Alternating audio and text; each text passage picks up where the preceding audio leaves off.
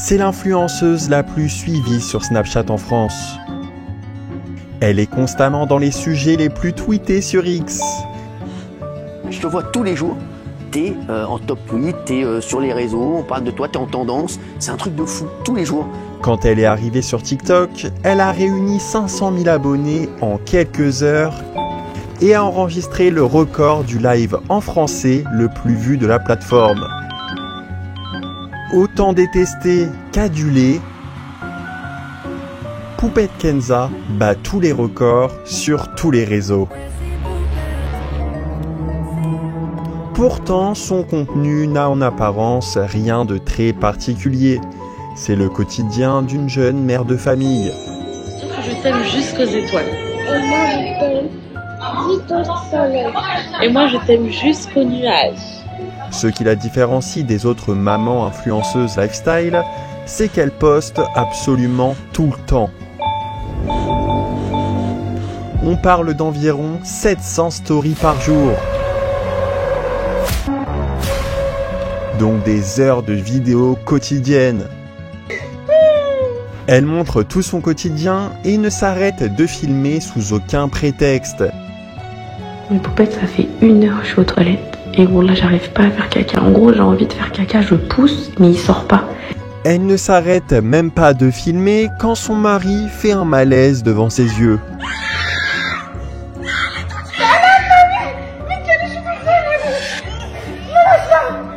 Mais depuis maintenant 3 mois, ses réseaux sociaux sont inactifs. Ce n'est pas du tout dans ses habitudes et c'est qu'il y a une bonne raison derrière. Poupette Kenza est derrière les barreaux. Derrière les barreaux La prisona. Elle est soupçonnée de tentatives d'extorsion en bande organisée et d'association avec des groupes de malfaiteurs. Elle risque jusqu'à 20 ans de prison. Mais qu'est-ce qui s'est vraiment passé ? On m'a volé 350 000 euros. Comment une mère de famille, qui a l'air toute gentille et qui en plus filme toute sa vie, a-t-elle pu mener un plan digne d'un film de gangster ? Est-ce qu'elle est victime d'un complot ? Et dans le fond, qui est vraiment cette femme de tous les extrêmes ? Kenza de Poupette Kenza là, c'est une folle, c'est une malade mentale. Et qu'est-ce que son immense succès démontre de notre société ? C'est ce qu'on va voir aujourd'hui. Action. On ouvre un très gros dossier dans lequel on va aussi parler de psychologie et de spiritualité, parce que selon certains membres de sa famille, tout ce qui leur arrive est dû à de la sorcellerie.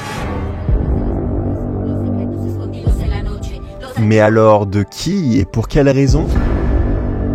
Je ne vous en dis pas plus pour le moment, je vous souhaite la bienvenue sur la Sogesse TV. On parle ici du monde de l'influence, au-delà des apparences et dans ses faces les plus sombres. Je vous invite à vous installer bien confortablement, à prendre vos pop-corn et bien sûr, si vous passez un bon moment, pensez à mettre un petit like, à vous abonner, ça fait toujours plaisir. Pour comprendre qui est vraiment Poupette, il faut revenir au tout début, à son enfance, parce qu'en plus vous allez voir, ça explique beaucoup de choses sur sa personnalité d'aujourd'hui. Mais merde.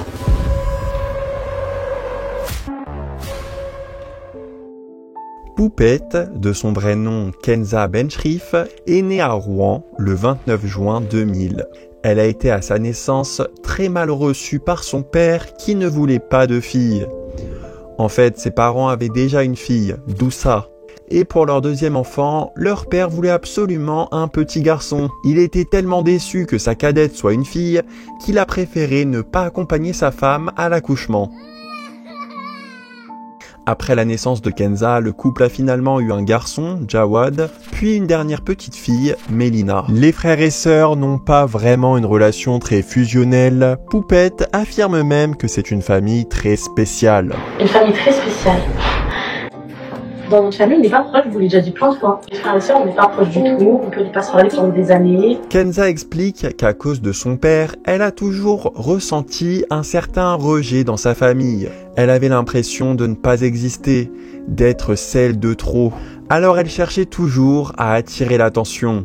J'existais pas et je cherchais toujours à ce qu'on me remarque en fait. Je cherchais toujours à créer quelque chose pour qu'on me calcule en fait. Je vous jure les filles, des fois je faisais genre j'avais mal, des fois je faisais genre je mentais à ma mère, je disais maman j'ai vu ça, il s'est passé ça, alors que c'était pas vrai. Je voulais juste qu'on me donne de l'attention. Je vous jure que Ça peut avoir l'air d'être un petit détail de son enfance, mais c'est réellement quelque chose qui l'a profondément impacté. C'est un gros traumatisme qui peut expliquer certaines choses qu'elle est prête à faire aujourd'hui pour avoir l'attention que lui offrent ses réseaux, qui remplace toute l'attention qu'elle n'a pas eue quand elle était plus jeune. Et aujourd'hui, de se dire que je suis suivie par autant de monde et qui n'a aucun intérêt avec moi, qui m'aime juste pour ce que je suis, pour la personne que je suis, pour ce que je dégage. On s'intéresse à moi, j'ai quelque chose à apporter, on m'aime vraiment bien et tout. Enfin, c'est inexplicable.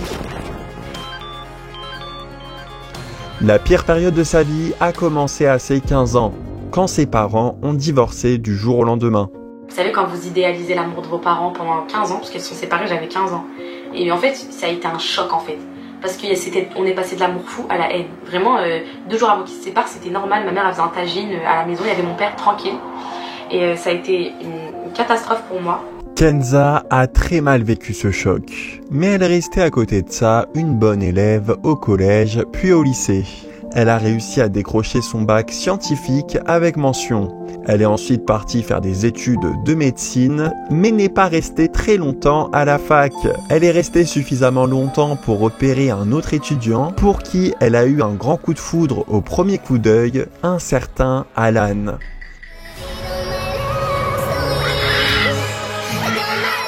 Il y a eu quelques ace contacts dans l'amphithéâtre, mais ce Alan n'était pas vraiment super avenant. En fait, c'est un garçon très relax et naturellement un peu stone. Bah moi, j'avance au jour le jour. Il y a pire que ça, mais voilà. Après, voilà. Kenza, qui désespérait face à ce garçon qui lui plaisait, mais qui ne venait pas lui parler, a monté un plan pour l'approcher discrètement. C'est dans l'amphithéâtre qu'elle a remarqué un petit détail dans les affaires d'Alan. Il avait une batterie externe. Elle en a alors profité pour lui demander s'il n'avait pas une batterie à lui prêter, alors que son téléphone était bien évidemment chargé. Sa ruse a très bien marché parce que quelques mois plus tard, il lui demandait sa main.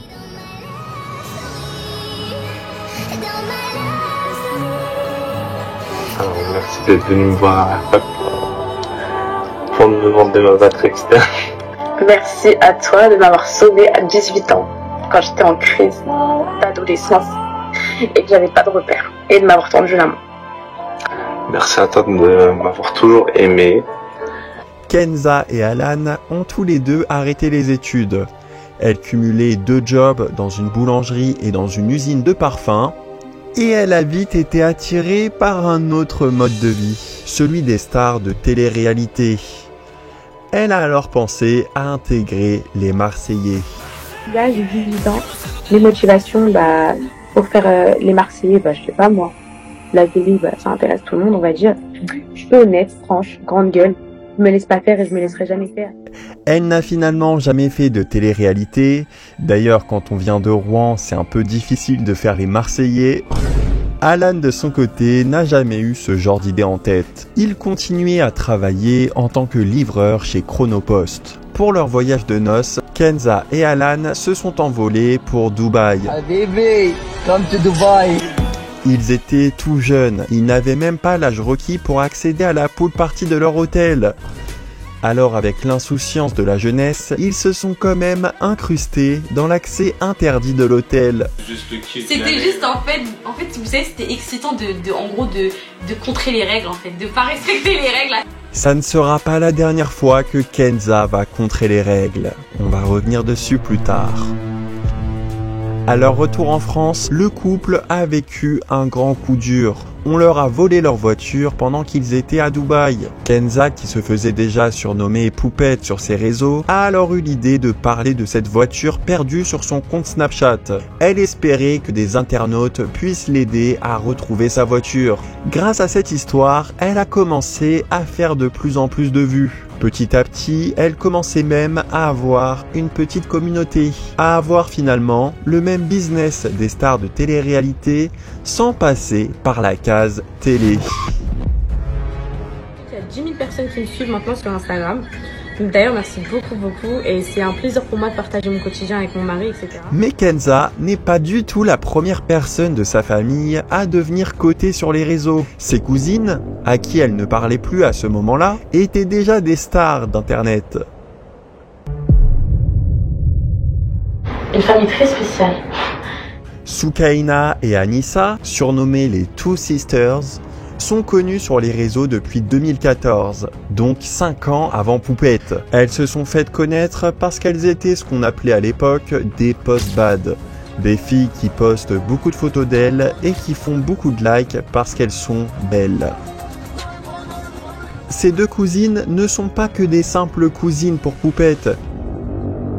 En fait, le père de Kenza est le frère du père de Soukaina et Anissa. Jusque-là, tout est logique. Mais la subtilité, c'est que la mère de Poupette est elle aussi la sœur de la mère de Soukaina et Anissa. En gros, c'est l'histoire de deux frères qui se sont mariés avec deux sœurs. Si dans toutes les familles, il y a des problèmes familiaux, avec une telle configuration, leurs problèmes entre eux ont été assez extrêmes. Tellement extrêmes que les deux couples ne se parlaient plus et que les cousines avaient elles aussi interdiction de se parler. Avec le temps et avec leurs réseaux sociaux grandissant, les trois influenceuses ont renoué contact pour le meilleur et pour le pire. En s'affichant ensemble, elles ont toutes augmenté leur nombre d'abonnés en piochant chacune dans les abonnés de l'autre. C'est très classique pour les influenceurs qui font du contenu ensemble. Elles ont le même métier, mais dans le fond, Poupette et ses cousines ont deux visions en ce qui concerne leur communauté complètement différentes. Soukaina et Anissa ont une certaine barrière avec leurs abonnés. Elles essayent de garder au maximum leur vie privée et d'ailleurs avec le temps, on peut ressentir, surtout pour Soukaina, que partager sa vie l'ennuie plus qu'autre chose. Quand je ne snap pas, ça veut dire quand je suis pas sur Snap comme vous ne me voyez pas, je vis les meilleurs moments de ma vie. J'ai plus envie les filles. Genre j'ai grandi, j'ai 26 ans. J'ai l'impression que j'ai plus ma place. En fait, j'ai l'impression que je prends plus plaisir comme avant. Voire même qu'elle ne s'intéresse à ça que pour le côté business. Alors, là dans ma tête, il n'y a que business. Je suis une femme super ambitieuse. Poupette, quant à elle, a toujours considéré sa communauté, qu'elle appelle ses poupettes, comme ses meilleures amies. Et forcément, elle dit tout à ses meilleures amies, au grand désespoir de sa famille. Parce qu'en fait, nos deux mamans, elles se parlent plus. Et du coup, on aime trop, c'est des sœurs. C'est nécessaire de dire, non? C'est rien, tout le monde le sait de toute façon. On les voit jamais ensemble, c'est rien. Poupette, elles sont... Non mais Alan il veut pas que je ramène la caméra comme ça, le filmer d'un coup. Si Kenza veut tout dire à ses poupettes, c'est parce qu'elle les considère avec Alan comme les seules personnes qui n'ont pas tenté de l'utiliser. J'ai aidé beaucoup de personnes dans ma famille. Et quand j'ai arrêté de donner, on m'a dégagé comme une grosse merde. On voulait savoir, c'est ça la vie. Dans tout. En fait, on m'utilise et après on me jette comme une petite chaussette en fait. Elle affirme que son entourage a changé sa façon de se comporter avec elle à partir du moment où elle a eu sa communauté. Tout le monde veut traîner avec moi aujourd'hui parce qu'en gros je suis poupette, j'ai mes poupettes et la totale, donc ils ont tous un intérêt avec moi. Au sein de sa propre famille, certains semblent vouloir voir sa chute. Quand elle a perdu son compte Snapchat à cause de certaines pratiques douteuses, le rappeur Booba, en guerre ouverte contre les influvoleurs, se réjouissait et la narguait sur Twitter. Et c'est à ce moment-là que le petit frère de Kenza s'est rangé du côté du rappeur. Il s'est mis à mettre des snaps visés contre sa sœur avec les musiques de Booba. Une famille très spéciale. Pourtant, quand Kenza parlait des mauvaises personnes de son entourage, ce n'est pas forcément de son frère qu'elle parlait, mais semblait surtout viser sa propre mère. Leur relation a été assez chaotique à travers les années, et la principale intéressée, la mère de Poupette, avait justement répondu. Oui, la mère de Poupette est elle aussi sur Snapchat, et elle semble même très investie sur les réseaux, voire même à investir derrière Mélina, la plus petite de ses filles, qui a fait ses premiers placements de produits à 13 ans. Donc là les filles, je vais vous partager une fille qui fait des bijoux en acier inoxydable. On dirait bien qu'on a notre Kris Jenner française. Ce qui est certain, c'est que cette grande famille, qui a su fidéliser de grandes audiences, a attiré l'œil des grandes agences qui ont pris en charge les partenariats de Poupette et de ses cousines. Et elles n'ont pas signé dans n'importe quelle agence, elles ont signé chez WeEvent. Business. Business, business, business. WeEvent, l'agence souvent présentée comme l'alternative à celle tenue par Magali Berda, est loin d'être une petite agence. À titre d'exemple, dans ses actionnaires, on retrouve Arthur, le présentateur de TF1. L'agence WeEvent a été fondée par Wesley, un homme très controversé qui par le passé publiait du contenu haineux, raciste. J'ai dit l'Afrique pourra sa fin. J'ai dit gagner la France en France. Et faisait l'apologie de ce que l'ONU considère aujourd'hui comme des crimes contre l'humanité. Quand tout ce passif a été rendu public, certains influenceurs sont restés silencieux. D'autres ont préféré quitter l'agence. Parce que pour moi, l'argent, ça ne fait pas tout. Voilà. Je préfère ne plus travailler dans aucune agence d'ailleurs, parce que ce n'est pas le seul. Non, on va bien se le dire. Le racisme, ça me dégoûte. Et pour toutes les communautés, pour toutes les religions, pour toutes les couleurs de peau, pour tout le monde en fait. Voilà. Donc... Ça fait 1 an, moi, que je vous ai prévenu que la moitié de ce milieu-là, il était islamophobe. Et je trouve ça vraiment dommage que ce soit cette personne-là qui soit fait péter en premier. Parce que je vous jure que c'est pas le pire. Poupette et ses cousines ont quant à elles fait un communiqué en annonçant quitter l'agence. Seulement, elles sont vite retournées chez WeEvent et ont même défendu corps et âme Wesley. Si on a quitté l'agence, déjà nous, c'est pas parce qu'on pense que Wesley est sioniste ou qu'il est raciste. C'est loin d'être le cas, je vous assure. Nous, on connaît la personne. Voilà. On connaît la personne. Voilà. C'est facile quand tu connais pas la personne. De se barrer de l'agence et de bloquer, de supprimer. Nous, on connaît cette personne-là. Ma sœur, elle a mangé chez lui. Moi, je connais la personne. C'est loin d'être un raciste. Après, il a dit des choses, c'est vrai, qui sont inconcevables. Mais à l'heure actuelle, je pourrais passer des heures à vous prouver que Wesley n'est pas sioniste, Wesley n'est pas raciste. Wesley a des amis de toute communauté, de toute religion. Franchement, rien à dire. Cette position, qui rappelle un peu celle de Dylan Thierry. Dans leur contexte. Déjà, il faut connaître la personne. Il faut connaître la personne. Si vous connaissez pas la personne, vous pouvez pas juger sur 3-4 messages. Parce que moi, si vous allez voir en 2014 ce que j'ai écrit, vous allez voir que j'ai pas... Leur a valu des accusations selon lesquelles elle préférait l'argent à la morale.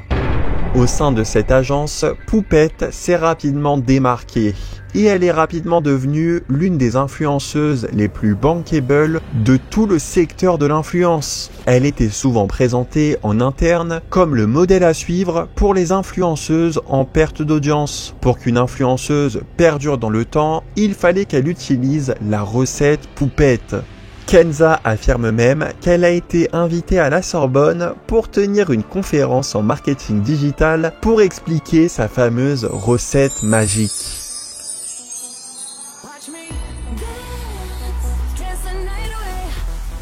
La recette Poupette, c'est de tout poster, de ne garder aucune intimité. En fait, je ne peux plus avoir de vie privée.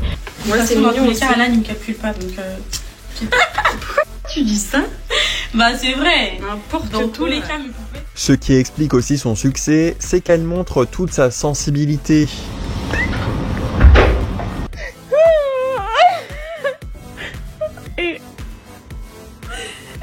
Et qu'elle a malgré tout une générosité dont ne fait pas preuve tous les influenceurs. Devinez quoi, on vient de voir le moniteur miskin, mais Poupette, il a fait tomber son téléphone dans l'eau. Oh non, mais Poupette, vous savez ce que je vais faire, mes chéris? Je vais lui donner de l'argent, il va aller s'en racheter un autre. Il me fait trop mal au cœur. My friends! Take money. Malgré sa richesse, le fait qu'elle fasse aujourd'hui partie des influenceurs de Dubaï, elle a toujours fait en sorte, que ce soit intentionnel ou non, d'avoir un quotidien de mère de famille au plus proche de celui que vit sa communauté. La docteure en sciences de l'information et de la communication, Virginie Spiess, présente Poupette comme une télé-réalité à elle toute seule. Une femme qui a réussi à faire de sa vie basique des chroniques en temps réel. Dans ces chroniques, chaque personne de son entourage, que ce soit ses enfants, son mari, la nounou, ses amis, deviennent des personnages du récit qu'elle écrit au quotidien. Et à la différence des chroniques de Bridgerton, les internautes peuvent commenter les chroniques de Poupette en temps réel et avoir un réel impact sur le déroulement de l'histoire. Parce que le personnage principal écoute tous les avis. J'ai plein de Poupettes qui m'ont dit que la coiffure elle était horrible. Généralement quand elles disent tout ça, c'est que c'est vrai. Le public de ces chroniques, pas comme les autres, est très investi et aime tout commenter. Avoir un avis sur tout ce que fait le personnage principal, mais aussi sur tous les personnages secondaires. Il y a par exemple beaucoup de Poupettes qui détestent Alan, qu'elles ne trouvent pas assez mature. Donc forcément, une grande partie des Poupettes était contente quand elle a annoncé son divorce. Je l'ai mis par la fenêtre tout de suite ou j'attends de les jeter sur la plage de Dubaï? Je sais pas, je suis en hésitation là. Je laisse mon mariage, je laisse mon histoire. Ce divorce qui n'a pas duré très longtemps. Donc là, vas-y. Donc j'ai 2 enfants avec elle. Quand je l'ai revue, voilà. Moi, de base, c'était pas trop le but au début, mais voilà. A eu un impact énorme sur les réseaux. C'était le phénomène du moment. Et les internautes étaient dans tous les coulisses. Il y avait une vidéo d'une soi-disant tromperie de la part d'Alan. Je suis choquée les filles. Je suis choquée. Je suis choquée. Je voulais faire tout bien. T'as vu l'humiliation que je viens de vivre là? T'as vu ce que je suis en train de vivre? Au nom d'Allah, tu vas le payer. Alors certains ont remis en doute l'authenticité de cette affaire en les accusant de vouloir faire du buzz. Mais qu'ils aient simulé ou non ce divorce, l'impact démesuré qu'il a eu reste assez perturbant.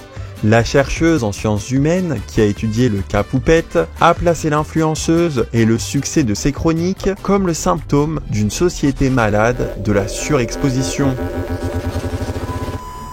L'aspect le plus problématique de cette surexposition est celui qui concerne ses enfants. Ils sont le cœur de toute la recette Poupette, le cœur de toutes ses chroniques, ce qui fait de Kenza une mère très particulière. Je t'aime jusqu'aux étoiles. Et moi, je t'aime jusqu'aux nuages. Après l'histoire de la voiture volée, c'est la naissance de Seyana, la première fille de Poupette, qui lui a permis de fidéliser et d'augmenter son audience. C'est la première fois que Seyana est prête après moi. Les Poupettes se considèrent comme les tatas de ses enfants. Je vous présente Calice, mon fils, qui est né hier. Et remercie déjà toutes ces tatas pour tous les messages qu'il a reçus. Attends, les filles, juste pour vous dire, il y a un peu les hormones, il y a trop de trucs qui jouent, donc... Ça fait beaucoup de tatas. Et Poupette les inclut toutes dans l'éducation de ses enfants. Vous allez être très très déçus. Vous allez être extrêmement déçus. Et je vais le dire à tout le monde ce qu'elle a fait. Alors figurez-vous que cette petite fille de 3 ans, qui est sous ses airs exemplaires, gentille, une princesse, soi-disant, regardez ce qu'elle a fait à Maria. Maria Choumi. Voilà.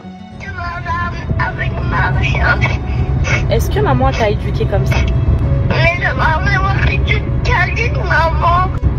Ouais. Ce soir, je suis déçue de toi. Je suis triste. Elle filme très souvent ses enfants qui pleurent. Ça lui permet d'alimenter son Snapchat, mais on peut se demander si c'est vraiment très sain pour la construction de l'enfant. Même la reine du buzz en France, Nabila, ne valide pas ce genre de contenu. Je sais pas, je trouve ça horrible, genre ton enfant il pleure et tu le filmes en train de pleurer, genre c'est un peu cruel. À l'heure d'aujourd'hui, on ne sait pas à quel point une telle éducation constamment derrière une caméra peut impacter l'enfant sur le long terme. Et d'ailleurs, ça ne se limite pas qu'à travers l'écran. Quand les Poupettes voient Seyana dans la vraie vie, elles viennent constamment lui demander des photos. À seulement 4 ans, Seyana en a déjà marre de cette vie d'enfant star. Pourquoi t'es malheureuse? Parce que j'aime pas les Poupettes. Mais t'en fais quoi les Poupettes? Ouais, il fait des photos. Et donc? Non, je veux pas faire des photos avec eux. Tu veux leur faire un bisou? Non! Alors, Et au sein de sa communauté, il n'y a pas que des tatas bienveillantes. Certaines ont fait fuiter l'adresse de la crèche de ses enfants. Et pire encore, il y a dans cette audience un certain public qui ne s'intéresse pas à la vie de Poupette, mais qui aime les photos d'enfants. Il reposte les photos de Seyana et Calice dans des groupes très spéciaux sur le dark web. C'est le blogueur Aquababe qui a révélé que les enfants de Poupette étaient sur les sites les plus sombres d'internet. Et je pense malheureusement que vous avez compris sur quel genre de site il faisait allusion. Poupette, malgré elle, offre virtuellement ses enfants à ce genre de personnes et par moments, elle semble même leur offrir du pain béni. J'ai des sentiments pour toi. Maman, est-ce que tu m'aimes comme un enfant, maman, ou comme ton amoureux? Elle a par exemple posté ça. Oh, j'ai regardé un truc là, j'ai levé la tête direct. Je disais à mon père. Je disais à mon père. Mais je vous assure qu'on a vraiment fait de mal. Il sortait juste de la salle de bain. Il était vraiment torse nu, avec un caleçon, etc. Et savoir que c'est Anna, la période de ses vidéos, elle a 2 mois. Donc elle comprenait en aucun cas ce que je disais. Face à ce contenu, Poupette a été visée par 2 députés qui ont fait appel à la justice pour qu'une enquête soit menée. Face à ce qu'ils estiment être une très forte négligence. Poupette Kenza a enchaîné les négligences en tout genre avec ses enfants. Oh, ça va? Elle était si occupée à se filmer qu'elle n'a pas fait attention à la main de sa fille qu'elle a écrasée. Pardon, je t'ai écrasé la main, ma vie. Elle a aussi préféré filmer le crâne de son fils quand elle a vu qu'il était devenu tout mou. Depuis hier, depuis ce matin, je dis à Alain, sa tête, je trouve pas ton fils à la grosse, il me dit non, c'est un mec, c'est normal. Et là, je viens pour lui faire le shampoing, son crâne, il est tout mou. Depuis hier. Certains vont jusqu'à la pointer du doigt pour maltraitance, parce qu'à plusieurs reprises, ces enfants ont des blessures inexpliquées. Je tremble, voilà, hop, je tremble, ok, je tremble, maman tremble. Montre ton doigt. Oh, regardez les filles. Poupette est tellement omnibulée par ses chroniques qu'elle semble perdre totalement le sens de la réalité. Quand elle a fini par aller aux urgences grâce au conseil de ses poupettes, elle a continué à faire la promo de ses jeux concours dans la salle d'attente. À tous les niveaux, Poupette semble complètement déconnectée de la réalité et des dangers dans lesquels elle place ses enfants. Avec toutes ces histoires, les services sociaux ont pris des mesures et lui ont retiré ses enfants pendant quelques jours. Elle me dit donc voilà madame, on va placer votre fille. J'ai dit quoi? Madame non, les filles je pleurais jamais cette scène. Je dis madame c'est un cauchemar. Madame c'est une blague. Je suis une très bonne maman. Je suis pas une maman parfaite. Mais j'ai toujours tout fait pour mes enfants. Tout ce que j'ai fait, tout a été pour eux et uniquement pour eux dans leur intérêt. J'ai jamais fait de mal à mes enfants. Elle s'est justifiée en remettant toute la responsabilité sur ses haters qui regardent tous ses faits et gestes et qui sont prêts à tout pour la faire tomber. Les réseaux sociaux sont 90% responsables de ce qui est en train de se passer. D'ailleurs, au sein même de l'hôpital où était son fils, certains haters ont eu accès au dossier médical de son fils et l'ont fait tourner sur les réseaux sociaux.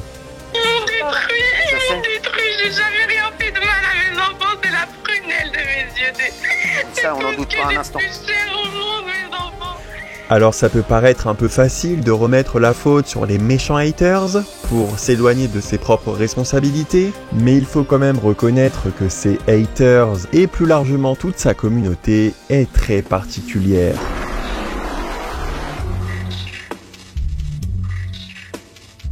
Poupette, elle a une communauté, c'est des gens qui sont dangereux, ils sont vraiment matrixés dans le sens où tu parles de Poupette Kenza, ils vont pas te lâcher. Alors concrètement, ces grands haters passent des heures de leur précieux temps libre à regarder toute la vie d'une personne qu'ils détestent.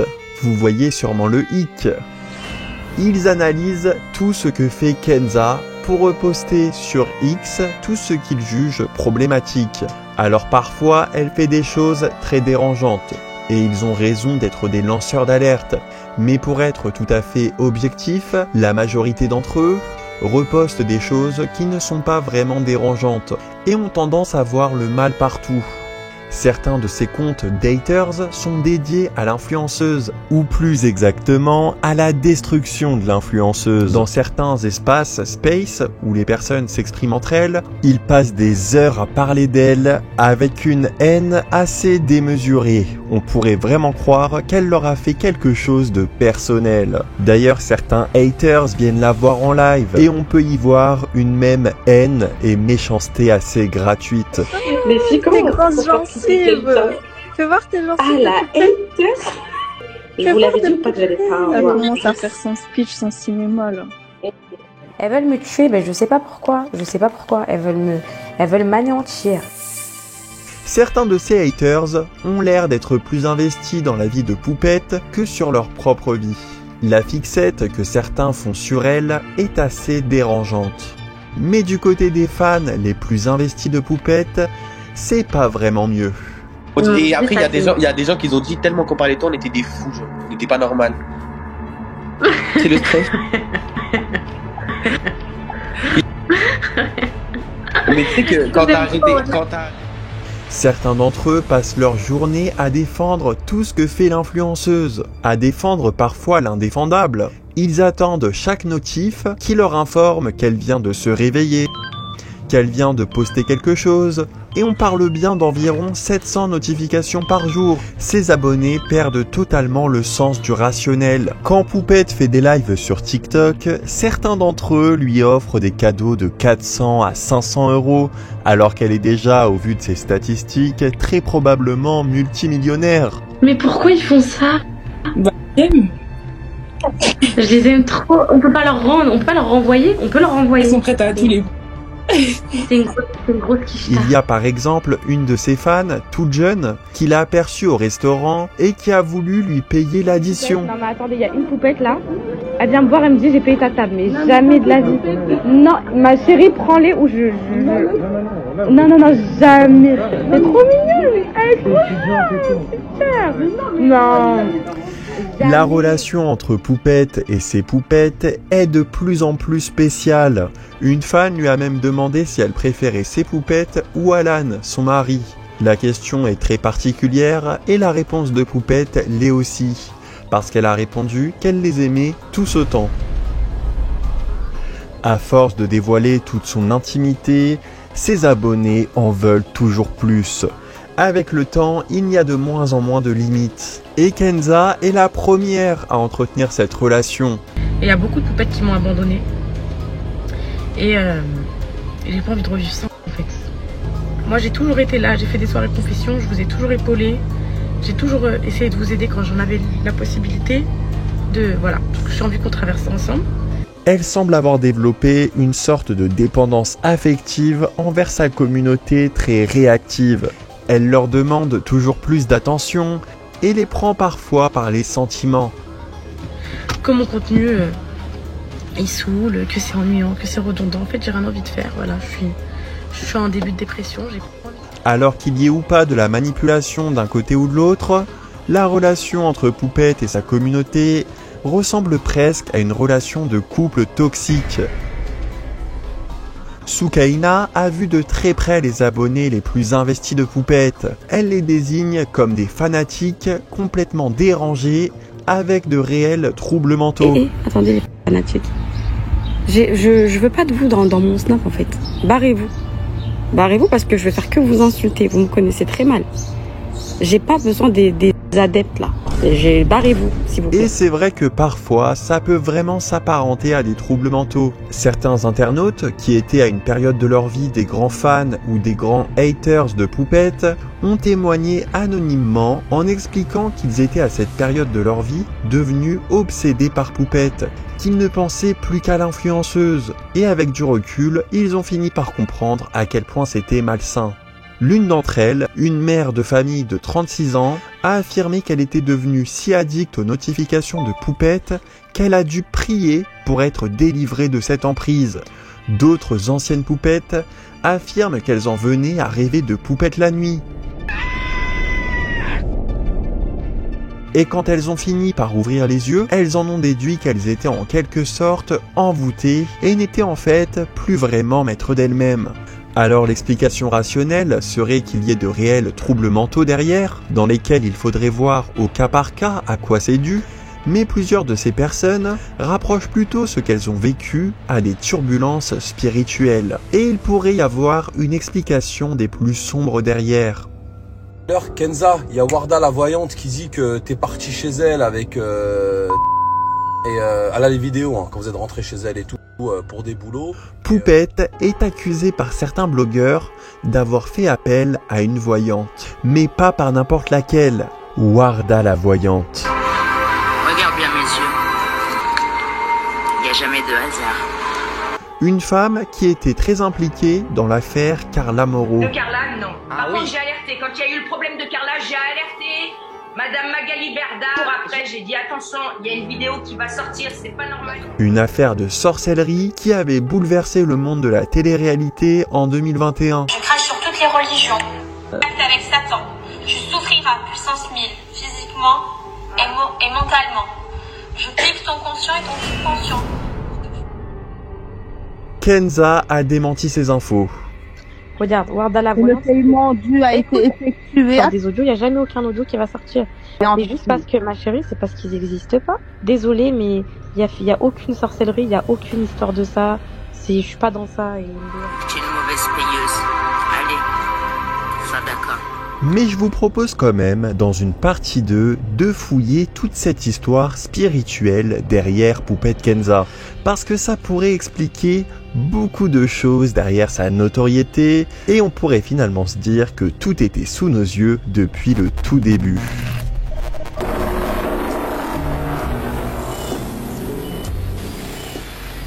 Alors dites-moi en commentaire si vous êtes intéressé par une partie 2 plus dark, et dites-moi d'ailleurs aussi en commentaire ce que vous pensez de Poupette Kenza et de tout ce qui se passe autour d'elle. Est-ce que vous la jugez sincère, bienveillante, voire peut-être naïve et maladroite? Ou plutôt à l'inverse, vous pensez que c'est une grande manipulatrice, assoiffée de buzz, qui sait très bien tout ce qu'elle fait? Peut-être finalement aussi que la vérité se situe entre les deux, qu'elle n'est pas profondément mauvaise, mais qu'elle s'est perdue dans un engrenage qu'elle a créé. Ces réseaux semblent avoir ravivé en elle toutes ses blessures d'enfance, son manque d'attention, son manque d'amour, qui la pousse à rechercher de l'attention de la mauvaise manière. Parce que, qu'elle en soit consciente ou non, elle semble quand même tout faire pour se retrouver dans la sauce, pour se retrouver au cœur des polémiques. Et c'est justement ça qui lui permet d'exister, d'attirer l'attention. Et dans cette course aux réactions, elle en vient parfois à mettre ses propres enfants en danger. Alors qu'en toute objectivité, ça semble vraiment pas être son but. Poupette Kenza aurait peut-être juste besoin d'un bon psy. D'ailleurs, plusieurs internautes le lui ont déjà conseillé, mais malheureusement, elle refuse parce qu'elle a peur que sa psy soit une haters. Et soit dit en passant, certaines de ces haters auraient peut-être elles aussi besoin de consulter un psy.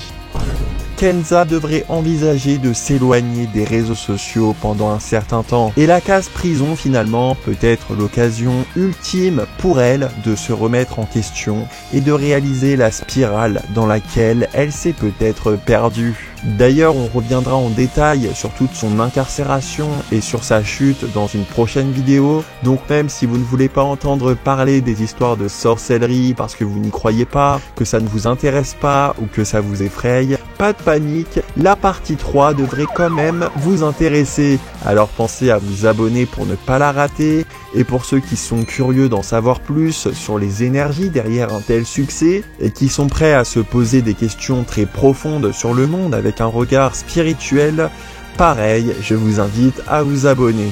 Pour vous faire une idée de la direction que prendrait une vidéo tournée vers ces sujets, je vous invite à faire un tour sur ma seconde chaîne, les coulisses de la fame, en particulier sur les vidéos concernant les Kardashians ou Dua Lipa. Vous verrez par vous-même qu'on ne va pas faire une vidéo dark juste pour le plaisir de parler de choses sombres, mais avant tout pour se poser des vraies questions qui feront davantage sens aux personnes spirituelles, mais qui sont quand même accessibles à tout le monde. J'espère en tout cas que cette vidéo vous a plu, que vous êtes aussi enthousiaste que moi à l'idée d'une suite. Quoi qu'il en soit, je vous dis à très vite sur la Sogeste TV ou sur les coulisses de la Fame. Ciao.